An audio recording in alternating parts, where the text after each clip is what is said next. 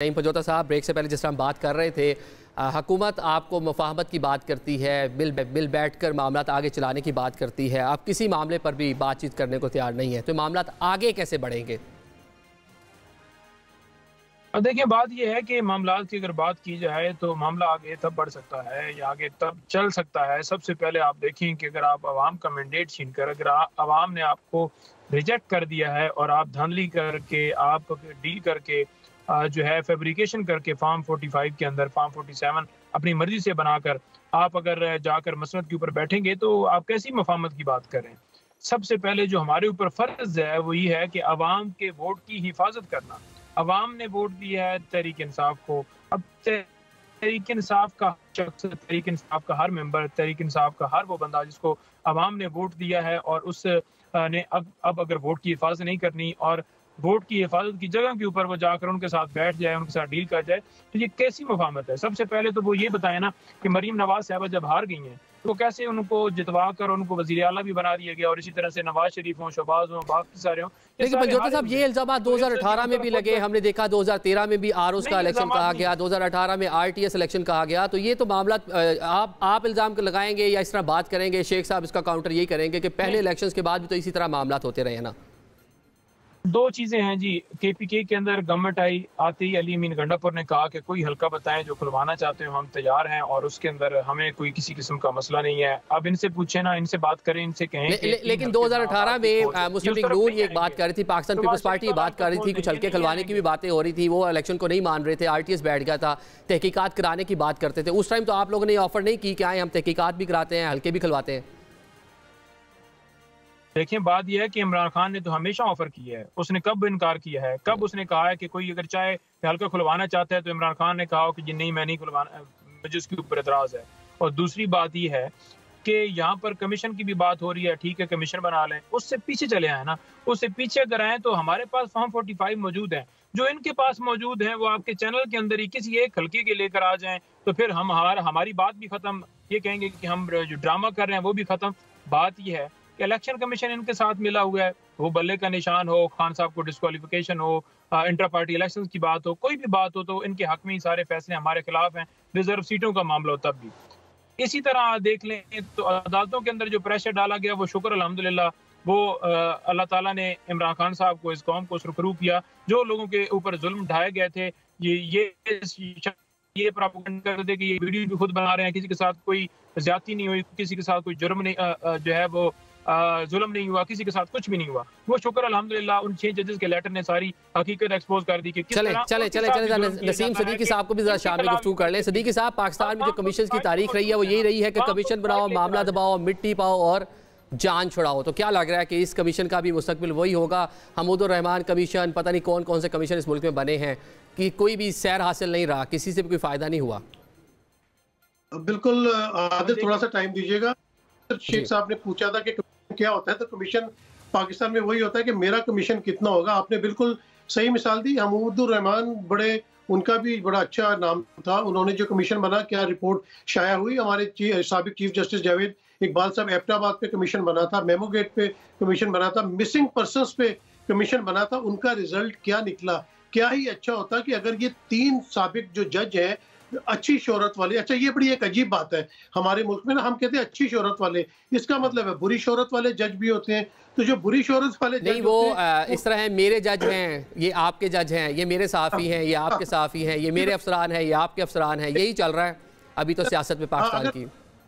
अगर 3 जजेस बना दिए जाते ना कमीशन में तो चलो ये होता कि 2 की राय कुछ और होती, 1 की राय कुछ और होती। आपने 1 को बिठा दिया, अब 1 के उससे पीपल्स पार्टी को, पीटीआई को इख्तलाफ है। अच्छा, बड़ी अच्छी अच्छी बातें हुई हैं। जरा मुझे थोड़ा सा टाइम आप दीजिएगा।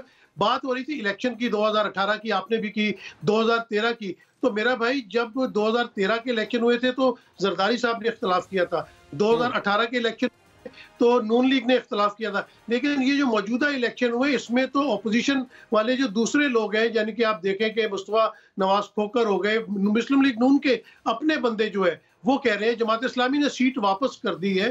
तो भाई ये वाले लेकिन मुस्लिम लीग नून के वो लोग कह रहे हैं या तो जो इलेक्शन जीते नहीं है या जिन्होंने इलेक्शन में कंटेस्ट नहीं किया, पार्टी से कोई वैसे डिफरेंसेस थे, पार्टी के साथ वो लोग इंटैक्ट नहीं थे, वो लोग इस तरह की बातें कर रहे हैं। ख्वाजा साद रफीक ने क्या कहा, मोहसिन राजा ने क्या कहा, जावेद लतीफ ने क्या कहा, ये सारे सीट्स हार गए ना।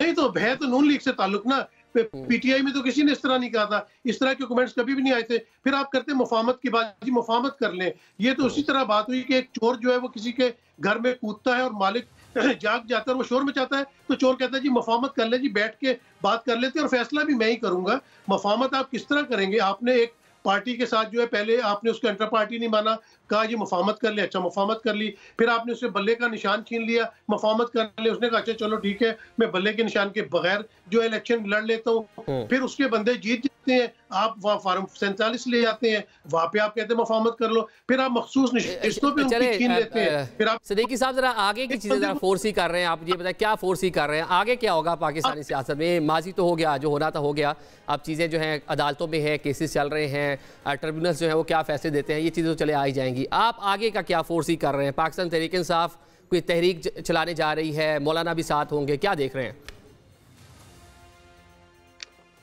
मुझसे पूछा आदि? जी जी सिद्दीकी साहब आपसे। जी जी देखिए बिल्कुल नहीं, तहरीक इंसाफ कोशिश तो कर रही है, लेकिन देखिए उनकी क्योंकि लीडरशिप अंदर है, फैसले शायद सही नहीं हो पा रहे। अगर उन्होंने एहतजाज करना है, लेकिन आपने देखा कि जब उन्होंने एहतजाज किया तो 25 मई से जो वाकयात शुरू होते हैं वो 9 मई पे आके ख़त्म होते हैं। किस तरह तशद्दुद हुआ या फस्तायत हुई एक पार्टी के साथ, हमने देखा कि जब जनरल ज़िया का दौर था पीपल्स पार्टी से भी ऐसा हुआ, मुशर्रफ के दौर में नवाज शरीफ के साथ भी ऐसा हुआ। तो आप तो एहतजाज करने ही नहीं दे रहे, आप तो किसी की आवाज़ सुन ही नहीं रहे, किसी भी फोरम पे किसी की भी बात नहीं सुनी जा रही। और ये सिर्फ मैं नहीं कह रहा, पाकिस्तान के जितने ही दानिश्वर हैं, वुकला तंजीमें हैं, सब एक के इदारे की इतनी ज्यादा इंटरफियरेंस है कि जिसकी वजह से सियासी इस्तेकाम मुल्क में आ ही नहीं पा रहा। और जब पॉलिटिकल स्टेबिलिटी बहुत जरूरी है, लेकिन अगर पाकिस्तान तहरीक इंसाफ कोई तहरीक चलाती है, दोबारा से सड़कों पर आ जाती है, तो हुकूमत अपने अमूरे कार कैसे चलाएगी? शेख साहब ये बताएगा, जिस तरह अभी बात कर रहे थे पंजोदा साहब भी, कोई तहरीक का आगाज हो जाता है तो हुकूमत के लिए कितना मुश्किल होगा ये मामला को हैंडल करना? देखिए वो ये तो अपोजिशन का राइट है, वो कोई एहतजाज करना चाहें तो हर वक्त वो करते रहते हैं। कोई 2014 से शुरू हैं, जब सदर शी ने यहाँ आना था, चाइना के प्रेसिडेंट ने, उस वक्त से धरने दे रहे हैं, कोई नई बात नहीं है। फिर असम्बली में 155 लोग रिज़ाइन कर गए और उसके बाद पंजाब असम्बली तोड़ दी गई, KPK तोड़ दी गई। फिर इलेक्शन होते हैं तो एक ही इमरान खान साहब 10-10, 20-20 सीटों से खड़े हो जाते हैं और फिर रिज़ाइन कर देते हैं। तो ये तो सामने नज़र आ रहा है कि वो मुल्क को आगे नहीं बढ़ने देना चाह रहे लोग। आम आदमी की कभी हालत पे आपने डिस्कस किया, ये तमाम डिस्कशन हो रही है लीगल या कि इलेक्शन की बातें अभी ख़त्म नहीं हुई। 2013, 2018 और 2024 सारे ही डिस्प्यूटेड इलेक्शन, कोई डिस्प्यूट करता है, कोई करता है। कभी किसी ने आम लोगों की हालत का भी कोई बात की है, कोई डिस्कस की है? दुनिया कहाँ चली गई? देखिए मैं आपको बताऊंगा, लेकिन आम लोगों की बात करने के लिए पॉलिटिकल स्टेबिलिटी भी तो जरूरी है ना। आप सियासतदान है, लोगों ने आपको वोट दिया है, पाकिस्तान तहरीक इंसाफ, नून लीग को, पीपल्स पार्टी को वोट दिया है, तो ये आप लोगों ने मिल बैठ के मामला देखने हैं ना। लोगों ने तो अपना काम कर दिया, वोट दे दिया आपको, ये सारी चीजें तो आपने करनी आगे। या लोगों ने वोट दे दिया, हाँ लोगों ने वोट दे दिया और मैंने वहाँ क्लेम, हमने कहा कि हम आपके लिए ये करेंगे, हम आपके लिए सेहत अच्छी करेंगे, एजुकेशन बेहतर करेंगे, इंफ्रास्ट्रक्चर करेंगे, और हमने वादे किए ना। अब हमें काम भी तो कोई करने दें, कोई काम करने ही नहीं दे रहा। मुल्क में कहाँ जा रहा है मुल्क? किसी को मुल्क की परवाह नहीं है। मुल्क का जो जिस तरह करप्शन मुल्क में हो रही है, जो स्मगलिंग हो रही है, जो अंडर इन्वाइसिंग हो रही है, ये सब उसको, ये माफियात बने हुए हैं। जिस जगह जाओ आपका मुल्क जो है, देखिए ये हमारा खित्ता इस वक्त तरक्की कर रहा है। अमेरिका में कुछ ग्रोथ नहीं है, आप यूरोप में ग्रोथ नहीं है, हमारे खित्ते में पाकिस्तान के अलावा चाइना, इंडिया, बांग्लादेश तरक्की कर रहा है। हम आपस में लड़ के करना क्या चाहते हैं? कोई किसी जगह पे तो आ जाए ना, एक उनके अपने अंदर पीटीआई के अपने अंदर जगह पर आ जाए, किसी जगह पर लाने के लिए हुकूमत क्या कर रही है? जिस तरह एक कमीशन बनना था, बिफोर टाइम आप पाकिस्तान तहरीक इंसाफ को ऑन बोर्ड ले लेते तो वो इस तरह की जो एहतजाज है या कोई तहरीक चलाने जा रहे हैं तो उसका फैसला ना करते, तो अभी तक आपने भी तो बातचीत नहीं की। आप बीच में पढ़ के कोई करवा दें, ऑन बोर्ड करवा, वो तो आते ही नहीं, हमारे साथ बैठना ही नहीं चाहते। जब इंडिया ने पाकिस्तान पे उनके एयरफोर्स ने हमला कर दिया, उस वक्त उनकी हुकूमत थी, उस वक्त हमने कहा बैठ जाओ, हम अपोजिशन में थे, तब भी वो चले हम एक क्वेश्चन कर सकते हैं पंजोदा साहब साथ हैं, इनसे पूछ लेते हैं। पंजोदा साहब ये बताइएगा, मुफाहमत के लिए एक साथ बैठकर बातचीत के लिए तैयार है? क्योंकि जो पब्लिक है वो खासी मुतासिर हो रही है। इकॉनमी की जो सूरत हाल है, गुर्बत है, बेरोज़गारी है, लोग बहुत परेशान हैं। तो उनकी परेशानी का इजाला करने के लिए आप पॉलिटिशियंस मिल बैठने को तैयार हैं?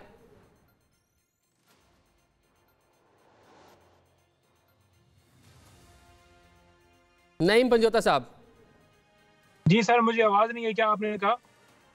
वो मुफाहमत की बात कर रही है, हुकूमत कह रही है कि जी आप ही तो कोई पैचअप करवा दें या पाकिस्तान तहरीक इंसाफ को मनाएं कि टेबल पर बैठें, बात करें ताकि जो आवाम के मसाइल हैं वो हल हो सके। आवाम बहुत मुश्किलात का शिकार है, आवाम ने वोट दे दिया आप लोगों को, ऐवानों में भेज दिया। आप ज़रा कोई आवाम के लिए भी बात कर लें, अपनी पॉलिटिकल जो बिफोर इलेक्शन हो इत्तेहाद बनाने हो या आफ्टर इलेक्शन जो कोलिशंस बनाने हो। मौलाना के पास भी अब चल कर चले जाते हैं, बाकी सियासी जमातों के पास भी चल कर चले जाते हैं, बड़े हरीफ रहे हैं आपके, तनकीद करते रहे हैं एक दूसरे के ऊपर। और अचकज़ई साहब आपके ही प्रेसिडेंट के कैंडिडेट भी बन जाते हैं, लेकिन जो आम आदमी है उसके लिए आप हुकूमत के साथ बैठने को तैयार हैं कि नहीं है? देखिए, बात यह है कि हुकूमत हम मानती नहीं है, अवाम मानती नहीं है, ये पाकिस्तान मानते ही नहीं है, इन्होंने रिजेक्ट किया है। ये बात किस मुंह से करते हैं कि हुकूमत के साथ बैठेंगे? पहले तो इस सो कॉल्ड हुकूमत को खत्म करें ना। ये सारे साहब आप हुकूमत नहीं मानते, आपके सीएम KPK हैं, वो मिल रहे हैं, इजलासों में शिरकत कर रहे हैं। जब वफाकी वुज़रा के साथ खड़े होकर प्रेस कॉन्फ्रेंस करते हैं उनका मौक़िफ़ एक और होता है, लेकिन जब वो वापस KP में चले जाते हैं बड़ी हार्ड लाइन ले लेते हैं दोबारा से। मिल तो रहे हैं, राब्ते तो हैं आपके? देखें, वो मिले इसलिए थे कि एक सूबे के सरबराह की हैसियत से वो मिले, इसलिए नहीं थे कि वो कोई उस वजह से जाकर मिले थे कि वो पाकिस्तान तहरीक इंसाफ के KPK के सदर हैं। वो मिले उस हैसियत से थे। KPK सूबा खैबर पख्तूनख्वा की जो आवाम है, मुल्क का तीसरा बड़ा सूबा है, उसके CM हैं, वहाँ की आवाम के लिए मिल रहे हैं। वहाँ की आवाम ने आपको मैंडेट दिया, वहाँ आपने हुकूमत बना ली, लेकिन पंजाब से भी, सिंध से भी, बलोचिस्तान से भी आप लोगों को वोट मिले हैं। हुकूमत नहीं बनाई, लेकिन आपके लोग वहाँ से कामयाब हुए हैं। तो वहाँ की आवाम के लिए, पूरे मुल्क की आवाम के लिए एक साथ बैठने को आप लोग तैयार नहीं हैं? देखें, मैं ये गुजारिश कर रहा हूँ कि 100 के करीब हमारे MPs जीते हुए हैं पंजाब के अंदर, पहले वो मैंडेट वापस किया जाए। इसी तरह से 22 MNAs हमारे वहाँ पर कराची में 20 और 2 हैदराबाद के जीते हुए हैं जो हराए गए हैं, और वहाँ पर MPs की भी बहुत ज़्यादा तादाद है। इसी तरह बलूचिस्तान में हमारे जीते हुए हैं, इसी तरह KPK के अंदर भी हमें सीटें कुछ हराई गई हैं। तो ये सिर्फ और सिर्फ जो है अवाम ये आकर मसनद के ऊपर जो बैठे हैं, इनका मकसद ये नहीं है कि ये पाकिस्तान को कोई बेहतर करना चाहते हैं। सिर्फ अपनी जेबें बनाना, अपने कारोबार, अपने जो है वो जायदादें बनाना, बाहर जाकर अपार्टमेंट्स बनाना, इनका सिर्फ यही मकसद है। अगर इनको ये दर्द होता ना, ये एहसास होता, तो ये देखते कि मुल्क के अंदर जब तक पॉलिटिकल जो है वो नहीं आती, उसे अपना मतलब पॉलिटिकल सिचुएशन बेहतर नहीं होती या हमांगी नहीं होती, तब तक हमारा मुल्क आगे नहीं जा सकता। देखिए, ये जिन केसेस की आप बात कर रहे हैं पंजोता साहब, आप पौने 4 साल तक पाकिस्तान तहरीक इंसाफ हुकूमत में रही, शहजाद अकबर साहब थे, एहतसाब का इदारा था, आप लोगों ने बड़ी कार्रवाइयाँ की, बड़ी भारी भरकम प्रेस कॉन्फ्रेंस जो है वो करते रहे, लेकिन बाद में पौने 4 साल तक एक केस ऐसा नहीं है जिसको मंतकी अंजाम तक आप लोगों ने पहुँचाया हो। कुछ भी नहीं कर पाए फिर आप लोग, पौने 4 साल हुकूमत में थे। देखिए, मेरी बात सुने, मेरी गुजारिश ये है कि पहली बात तो ये है कि कोई थाने का SHO नहीं इमरान खान लगा था या कोई IG नहीं लगा था। जो इन्होंने करप्शन की थी वो केसेस इनके ऊपर बने और रेफरेंस जैसे ख़त्म किए हैं, जैसे नैब ने जाकर गवाहियाँ दी हैं, जैसे आकर बयानात दिए गए हैं, जैसे ये मुल्क छोड़कर भागे हैं, इनको तो सजाएं हुई थी। और 4 हफ्ते के लिए मेडिकल लीव लेकर बाहर चले जाना और फिर बाहर से डील करके वापस आना, और नैब ने पलकें बचाई और इनको जो है बरी ज़िम्मा किया। आज भी ये रसीदों के बारे में बिल्कुल खामोश हैं। आज भी ये नहीं बता रहे कि ये वो जो फ्लैट्स हैं, एमनफील्ड अपार्टमेंट्स, वो किसके हैं। आज भी मकसूद चपरासी का क्या इनके पास जवाब है कि वो कैसे उनके अकाउंट में चले गए? हमारी तो हर चीज़ ऑन रिकॉर्ड है। हमारा बताएं कि इमरान खान के अकाउंट में ये पैसे आए या इमरान खान ने इस जगह के ऊपर करप्शन की। एक अलकादर ट्रस्ट केस इन्होंने चले chief executive of the country Khan साहब, आप कह रहे हैं कि वो थानेदार नहीं थे लेकिन पूरे मुल्क को चला रहे थे, हुकूमती मशीनरी सब उनके ताबे थी।